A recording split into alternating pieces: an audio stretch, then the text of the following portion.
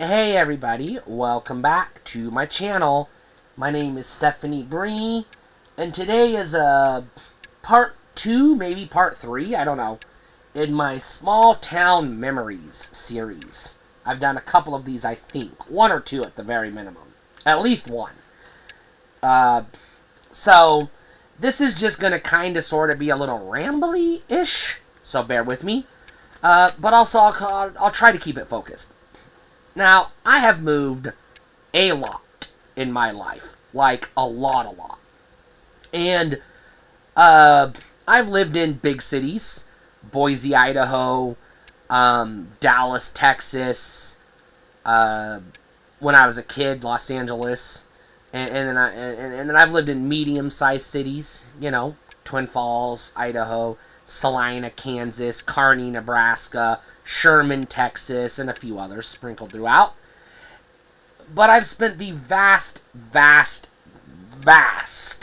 majority of my life living in small towns. I've lived in small towns that you've never heard of in Arizona, Nevada, Idaho, Kansas, Texas, and Nebraska. And I can almost guarantee any one of these small towns I tell you I've lived in, you've probably never heard of it. Now, I am not going to sit here and list all the towns I've lived in. This would be a 4-hour video if I tried to do that. But I'm going to pick out some highlights and some of the things that are pretty universal among small towns, and some of the things that I've noticed that are regional differences. Because like I said, I've lived in Arizona, Nevada, Texas, Kansas, Nebraska, Idaho. That's mostly the western half of the United States, but it's like the Midwest, the Great Plains, the Southwest, and the West, and the Pacific Northwest. So yeah, mostly in the West.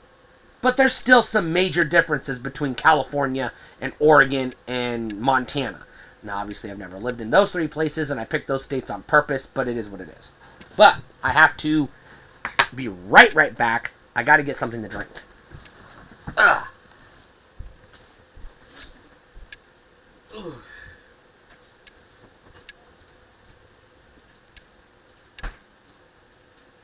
Thank you.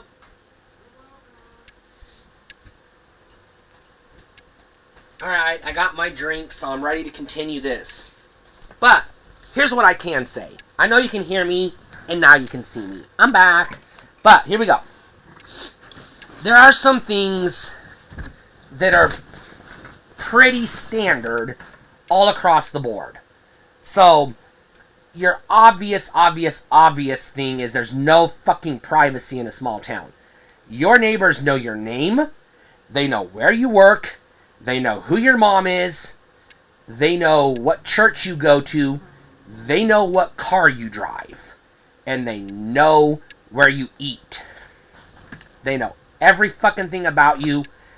And they don't even have to be nosy neighbors to know this. They just do. Because that is the nature of small towns. When you go to the bank, they know your name. When you go to the grocery store, they know your name. Now, this is pretty universal. You're always going to have those people who are private, who keep to themselves and don't interact with the public, but they still have to go out and interact with the public, so they don't socialize, but they're still there. They're usually labeled as the weirdos or the freaks. But they exist. They're usually introverts, or neurodivergent, or shy, or maybe they are crazy, but for whatever reason, they don't want to, or maybe antisocial, I don't know.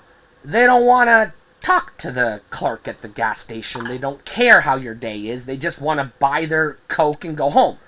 And in this case, I'm talking about Coca-Cola. Although, if you go around back, you can buy the other Coke if you want, depending on where you live. That's a whole nother... I didn't tell you that.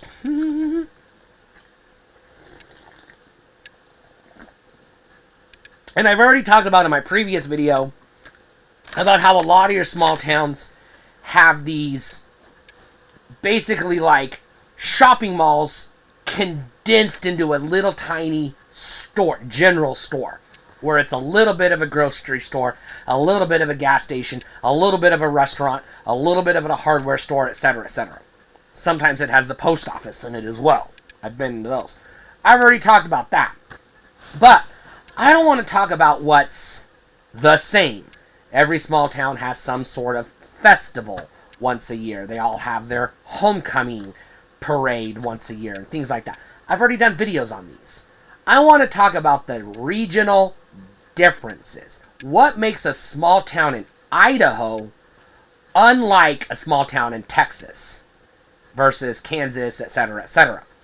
So I'm not going to give you specific towns, although I did mention some of the cities or bigger towns I've lived in. I'm not going to tell you all of the small towns I've lived in, but I'm going to mention a few by name, by design, for specific reasons. But let's start at the very beginning. I was born in Twin Falls, Idaho, but I lived, or my parents lived, I was a baby, so I was there, but I didn't know what the fuck was going on, in Jackpot, Nevada. Now, I have talked about Jackpot, Nevada. I have people in Jackpot know who I am. I'm very popular, well known there. My dead name is known, but also people know my new name. So you go to Jackpot, Nevada, they know who I am. Well, not everybody, but I'd say a good 30 to 40% of the people living there who grew up there know who I am. Because I grew up there. That's where I lived a big chunk of my life. Off and on, back and forth. Jackpot is a casino town in the desert in Nevada, near the top of a mountain. Although it's not a tall mountain, it's over a mile high. So it's on the side of a mountain, although it's a pretty flat mountain, but it's high. It's high elevation. Okay? Jackpot has almost nothing in common with any other small town, except for they do have a general store. They have one grocery store, the general store, one gas station. Well, they have two now, but they only had one at the time. And everything else is inside the casino, so you had your sort of everything condensed into the small town. You had that. And everybody knew everybody. I just got done saying that. Everybody knows who I am because I lived there for so long. I went to high school there. Wherever you went to high school is usually where people are going to remember your name. Because for whatever reason, we'll get into that in another video, we remember high school better than we do anything else for some reason. I don't know. I don't remember shit from college. I remember the stuff I learned. I don't remember the people I met. But that's not important. But Jackpot is like every other small town in Nevada. You have your casino, and everything else is inside the casino. The swimming pool, the laundromat, the restaurant, the bar, the hair salon, the gift shop. It's all inside the casino. Now, every casino has its own amenities, but whatever you're looking for is inside one of the casinos, more or less, without fail. Now, especially the restaurants.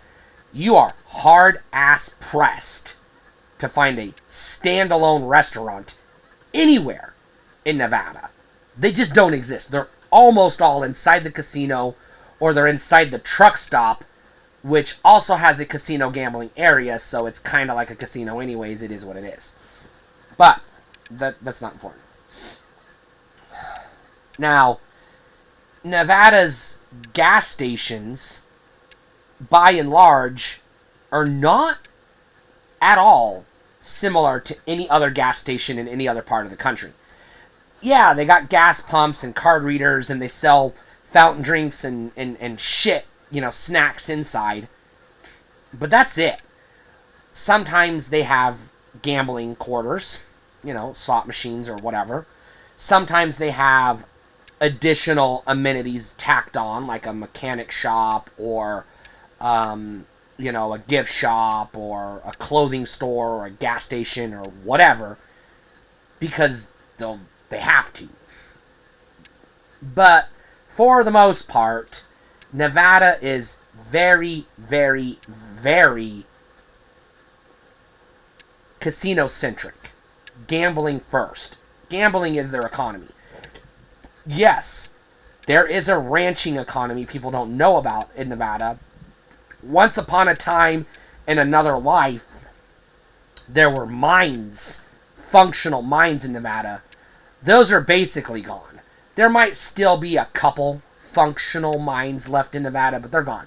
Nevada is a tourist state, and it's also a, beef producing state because you got a lot of cattle ranchers. But a lot of people don't know that. So, Nevada, especially Jackpot, but anywhere in Nevada, has this very traditional, very authentic or pseudo-authentic Wild West vibe. Your buildings have an old school Wild West aesthetic. You're going to run across actual, honest-to-God cowboys who live on a proper ranch, who are real cowboys, not Kmart cowboys that you all have in Texas. I'm sorry, Texas, you do not have cowboys. Nevada has cowboys. Suck it. But that's not important. Kind of is, but I've mentioned that previously. Growing up in Nevada, you have the same kind of thing you have in all small towns. There ain't shit all to do. Now, yeah, if you're over the age of 21, you can go to the liquor store and drink, or go to the bar and drink, or go to the casino and gamble and drink, but that's about it. You can, if you're under 21, you can go to the swimming pool. Yeah, but do you wanna?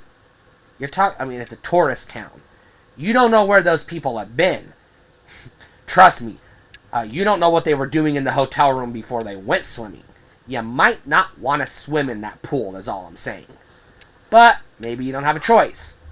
Maybe your town has a golf course. That's a rich people sport. Do you have money for golfing? No. You know how we went golfing? We would go out to the pond and go collect buckets of golf balls and then go sell the golf balls to the rich people and get enough money to play a round of golf. That's what you had to do.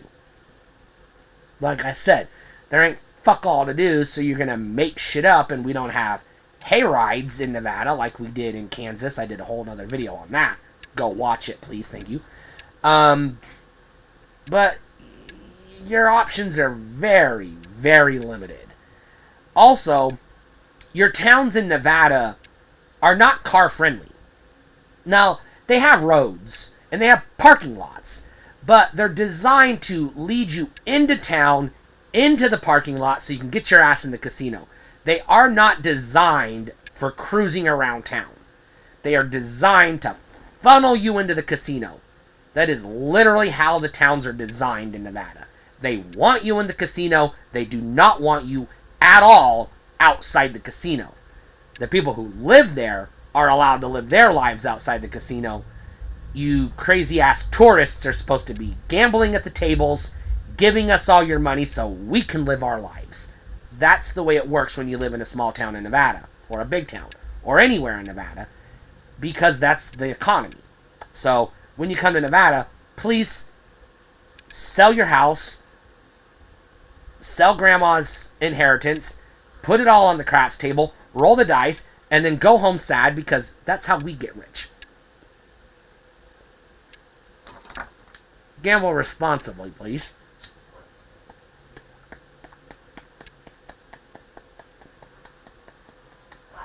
Alright. But the other thing that Nevada small towns do not have in common with any small town anywhere else is, for a small town, they have an unusually high crime rate.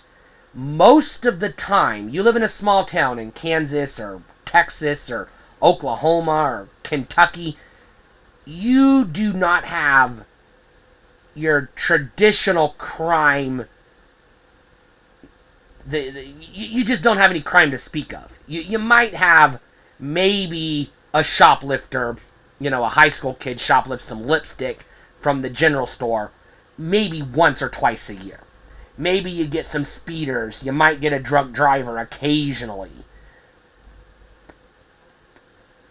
You're not having armed robberies. You're not having murders. You're not having human trafficking. You might, but you won't know about it. You're not having corrupt cops being paid for by the mafia. You know, that shit don't happen in small towns. It does happen in small towns in Nevada. Why? Well, let's say you have a wife and kids, and you are stupid, and you go to Nevada to gamble away the mortgage and grandma's inheritance, and you're going to bet the kids' college money, and you put it on the table, and you say black 22, and it's red 13, and oops, you're homeless and divorced, and your kids hate you. What are you going to do? Well, you could go back to your hotel room and blow your brains out. Yes, that does happen very frequently. That does not happen in small towns in Kansas very often. Or you go out to the parking lot and you rob somebody. That does happen very often. That does not happen in small towns in Nebraska or Colorado. Big towns and cities, yes. That's the major defining difference between a small town. We're talking 400 or 500 people, 2,000 or 3,000 people. We're talking small towns. You have a small town in Nevada with big city crime. That is actually true. I cannot tell you how many times I was working at the gas station and the police were fishing a body out of the lake or the river. It fucking happens. How many times did I see the EMTs pulling a body out of a hotel room or picking a body up off the floor? It fucking happens. My teacher was robbed at gunpoint. My school had a bomb threat. And yes, it was an actual credible bomb threat. They found a pipe bomb. Now, yeah, that stuff, that's a whole other topic. School shootings, that's a whole other thing. That can happen anywhere. But in general, we're talking like your city crime, mugging, raping, kidnapping, murder, suicide, armed robbery. These are not crimes that in general will happen in a town of fewer than 50,000 people most of the time. These crimes are regular occurrences in these itty-bitty little desert towns in the middle of fucking nowhere. Because people get desperate when they lose all their goddamn money. So like I said, please, for the love of God, gamble responsibly, or not at all. Now let's talk about Texas. Because small towns in Texas are also unlike small towns almost anywhere else. And I say almost because I've never been to the deep South. You know, the old South, the Cotton South. But Texas thinks it's a part of the old deep South. It ain't, but it wants to be so bad that Texas is overrun with these people who identify as Confederates. And you're going to find them mostly in the small towns. So if you go to a small town of like 2,000 or less in Texas, I promise you, you're going to have an American flag on every fucking door in town, 100%, and every fourth or fifth door, a Confederate flag. Oh, and you're going to have a Texas flag on every building in the state. That's just there are more Texas flags in Texas than any other flag. So get used to it. The other thing you're going to find a lot in Texas, as I've called them out previously, the Kmart Cowboys. Although I guess today we would call them Walmart Cowboys. These are the fake-ass cowboys that go to the rodeo because they're not real cowboys, but they want to pretend they are for a weekend. And yes, the ones who patronize the rednecks with paychecks. Don't ask me about it. That's a whole other video for a whole other day. These are not real cowboys. Real cowboys are in Nevada. You want to be fake-ass pretend cowboys in Texas, just stop, okay? You lost the war, okay? You're not Confederates. There is no Confederacy. The South will not rise again. You're not even a part of the South. You're Midwest at best. You're South Midwest, but you're Midwest, okay? You're the same as Kansas, all right? Knock it the fuck off. Second of all, you're not real cowboys. You might have some ranchers and some, rich people that have, like, horses, but, like, they're just playing cowboy, too. Come on, Texas. Get the fuck over yourselves. Now, you're also going to have something else that's sort of unique to the South, not just Texas, but it's this statewide nonprofit organization known as Keep Texas Beautiful. And they have local chapters, whatever your town is called. Let's say your town is called Bumsville. So they're going to have Keep Bumsville Beautiful, the local chapter. And this is a nonprofit organization that essentially pushes for beautification projects in town, or gentrification, if you will. They push for the city councils to pass laws and regulations and city ordinances and etc. that require people to beautify their houses, paint your porch, and plant trees, and make sure you have your trimmed rose bushes and things like that. Very nosy neighbors, very obnoxious people. Some of them are nice and friendly. A lot of them are like in their 60s and 70s and older, so they're old-timers, but they're also trying to recruit younger people. They're not very successful at it, but they're going to try. But these organizations are usually the ones that sponsor most of your local community events, your fundraisers and community outings and things like that, because they want to make their presence known. You do not have these Keep Anything Beautifuls in Idaho or Nevada or Kansas or Nebraska or, as far as I know, anywhere outside of Texas. But outside of those differences, and yes, the rampant racism you're going to find in Texas, there are no other notable differences between a small town in Texas and a small town outside of Nevada, more or less anywhere else. California and, some of these other places, there are pockets that things are very, very different. I've never lived in these places. I can't commentate on them. Then you have Kansas. If you have ever seen, a movie or a TV show or a reality show or a YouTube video set in nowhere, out in the country, you have seen Kansas. Even if it isn't Kansas, Kansas is so all-American, there is nothing unique about it. There's nothing unique about Kansas. It is exactly as stereotypical as you can get. Farms, and the local pharmacy, and the co-op, and that's it. Kansas is as stereotypical as you can come. There's nothing at all unique or distinguishing about Kansas. They call it a flyover state for a reason, because there ain't fuck all to do there. So when you live in Kansas, what do? Well, like I said in a previous video, you count the sunflower seeds in the field across the highway, because there ain't nothing else to do. Your small towns in Kansas are your very standard, all-American, stereotypical small towns. Absolutely nothing unique or distinguishable about them that you're not going to find in Kentucky or Ohio or any other small town anywhere else in America. They are so boring and bland. There is nothing unique about Kansas. They are your standard, stereotypical small town. They have nothing going for them. Nebraska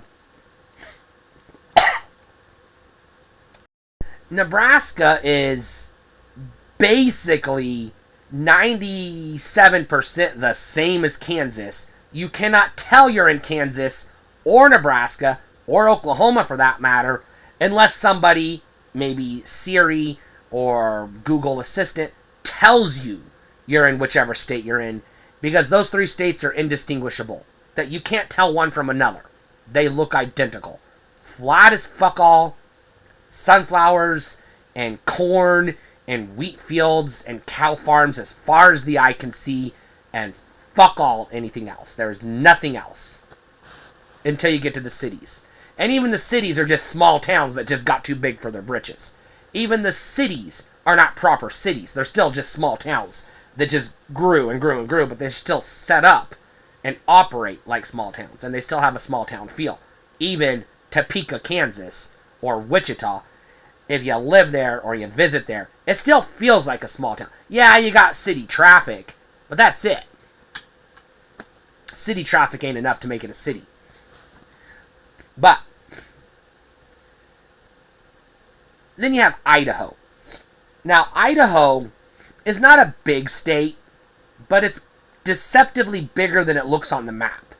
Because even though it's technically one state, Idaho operates as if it was two separate states.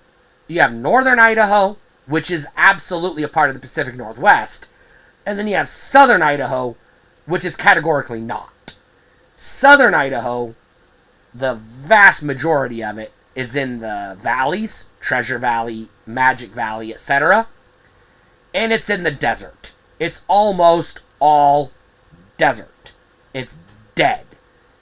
Now, there are natural formations, canyons, mountainsides, off in the distance, rivers and lakes and things. So there are some, it's a very beautiful state, but when people say Idaho is beautiful, they are not talking about southern Idaho.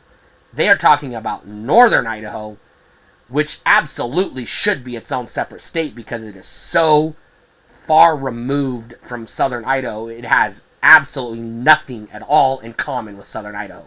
They're two different regions, even though they're one state. Southern Idaho is infested with Mormons. And yes, I'm saying infested because they're fucking everywhere. And they're a parasite. And I'm sorry if you're a Mormon. Get the fuck out of the Mormon church for the love of God. But, alright. Mormons are a unique breed of Christian. Now, I'm not going to judge their beliefs or say that they're not real Christians or any of that. I'm a pagan. I don't give a fuck what they believe. I don't believe what they believe, so it doesn't matter to me. But they have these weird, and I'm going to say twisted views of Christianity that are way more dogmatic than even your Catholics. But Mormons are also kind of sort of flexible to some extent. More so than Catholics, because they don't really have a pope necessarily. They kind of have the Council of Elders or whatever the fuck they're called, but they don't really have a pope. But southern Idaho, like I said, it's in the desert, but you've got like these formations, rocks and canyons and Thousand Springs and hot springs and things like that. So southern Idaho has some unusual landscape. But your small town in Idaho, again, is nothing like your small town in Nevada or Texas or Kansas. Most of your small towns in Idaho are so fucking small they don't even have a store. Or if they do have a store, they have your all-in-one general store, like I've previously mentioned. A lot of your small towns in Idaho aren't even really towns in the traditional sense. They don't have sidewalks. They don't have paved roads. They don't have schools. They have to bus their kids to somewhere else. They don't have a police department. They don't have a local government. They might not even be incorporated. And you have two types of people that live in these small towns in Idaho. You have the people that have lived there forever, that will die there, that live there because they're isolated as fuck. And if you did not grow up there, you do not belong there. They will not accept you. They will not be friendly. They will not welcome you. They will not learn your name. They will run you out of town, or they will try to run you out of town until they do. You do not belong in a small town in Idaho unless you were born there. These people are dead fucking serious. They do not like outsiders. at all. There is no wiggle room. Now, some of these small towns, you have large Hispanic populations. They don't want people that aren't Hispanic. Some of these towns are hillbilly white people. They don't want people that aren't hillbilly white people. So it's not necessarily racist per se, but it's like, hey, you're not one of us. You don't belong here. So it's like, whoever got there first, that's it. Now, you kind of have some element of this in most small towns anywhere, but it's almost like a religious requirement in Idaho that if you weren't born here, you don't fucking belong here. And they are dead ass serious about this. The second person who will live in one of these isolated desert mountain towns in Idaho is somebody who came from somewhere else and they're looking to get off the grid and disappear. These people are not welcomed, but they just sort of blend in. Now, sometimes they'll marry into a local family, and 2 or 3 generations down the road, they'll kind of be accepted. But for the most part, they're usually the ones that get left alone. There is no in between. You're either an outsider or you're a native. And I say native as in you were born in this town and you belong here. If you're not, you don't belong. That's how southern Idaho operates. Northern Idaho, which is very, very different and very, very much a part of the Pacific Northwest, is the polar opposite. The people who live, first of all, because northern Idaho is a part of the Pacific Northwest, you've got tall, tall mountains, tall evergreen trees, pine trees, and other types of trees, and it's beautiful. You got rivers and lakes and green as far as the eye can see. And you can't see very far because there's mountains and trees blocking your view. It's beautiful. There's not very many places in this country that are as beautiful as northern Idaho. There's not. This is when people say Idaho is beautiful, they're talking about Coeur d'Alene. They're talking about Sandpoint. They are not talking about Pocatello or Boise or Twin Falls at all. And if they are saying that Pocatello is beautiful, that's because that's the only place they've ever been in their life, and they got something wrong up here. I'm sorry, it's just the fact of fucking life. But, because desert is not... Sagebrush is not beautiful, y'all. It fucking ain't. It's actually pretty goddamn ugly. It's not even a weed, it's just a stick. There's not even leaves on it, it's just a stick that grows out of the ground and then somehow doesn't die. That's all sagebrush is. But, it's not important. Northern Idaho is where the progressive, liberal, more socially accepting people live.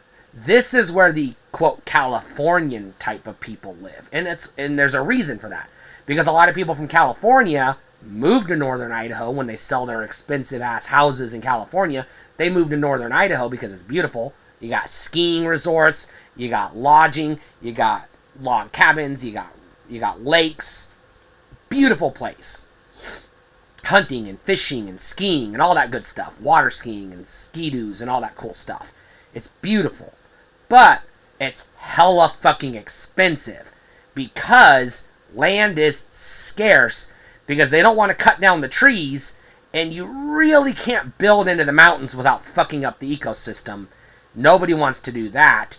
And you can't realistically build on the lakes, which they wouldn't let you even if you could. So you don't have a lot of available land, which means land is scarce, thus expensive. And because it's a tourist economy, and it's a lot of rich people who can afford these expensive houses, they just raise it just raises the cost of living. So if you live in northern Idaho, you're probably poor because you can't afford to live there, but you're there anyways, or you're really rich. There's not really a middle class in northern Idaho. There's no room for it.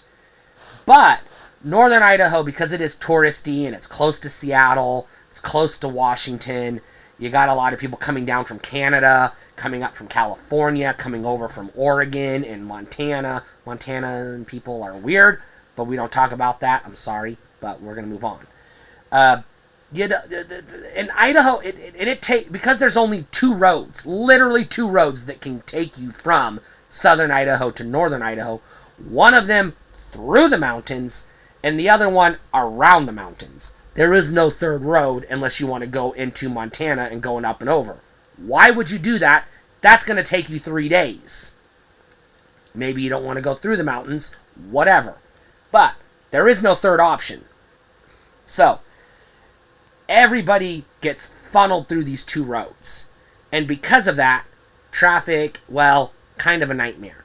But also, because of that, you got a few mountain towns sprinkled throughout. Because people have to put gas stations somewhere, because your car can only drive for so long before it gets thirsty. So, these mountain towns are nothing like the desert towns of southern Idaho. These people, while some of them were born there, most of them are transplants. People move into Idaho, northern Idaho, all the time, move out, come and go.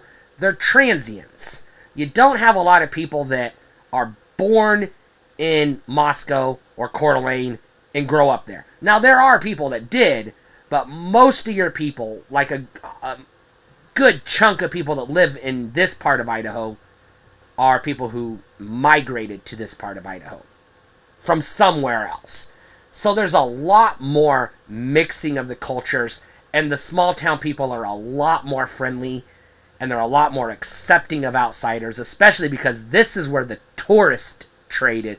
The tourists come and go. You kind of have to be accommodating to tourists when your livelihood depends on tourists. So you are more accepting and welcoming of outsiders, whereas there's not really a lot of tourism in southern Idaho. There kind of is because of the canyon, the Snake River, etc., but not at the same level as there is in northern Idaho. No, Shoshone and Sun Valley are a separate thing, but they're up in the mountains. They're still southern Idaho, but they're in the mountains, so that's a whole separate thing.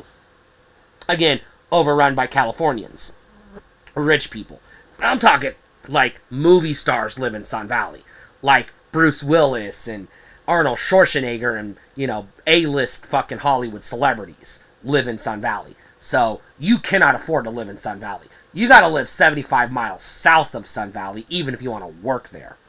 They do have a bus, actually, that takes you there. Because, what are you going to do? Not have people work in the lodge? In the ski resort? No, somebody has to be manning the desk at the ski resort. Sun Valley exists in its own little bubble. It's a whole separate thing. I might do a video on Sun Valley. I've worked in Sun Valley, never lived there because I couldn't afford it. But that's not here nor there. So, those are all the different small towns I have experience with. I've never lived any significant time in California. I lived there when I was a baby, but I have no memory of it. I said I lived in Arizona, again, when I was a baby, but also passing through. I lived there for a day with my uncle, decided I didn't want to live with my uncle, and left. So, I could have planted my feet in, I think it was Kingston, Arizona, Kingston, something like that, but I chose not to, because I didn't want to live in the fucking desert. I lived in Nevada most of my life, and there's no casinos in Arizona, so why the fuck would you live there? I mean, why would you live in the desert by choice, well, at least without the casino up the road to give you some solace? I don't know. But it is what it is. Long video, but a lot to cover. Have you lived in any of these regions or states, and what are the small towns like where you do live? Are they similar to what I've described? Do you live in Berger, Idaho? Have you even heard of it? And is your experience the same as mine? No, because only 6 people live in Berger, and they're not renting their neighbor's house out because they don't want you there. Stay cool.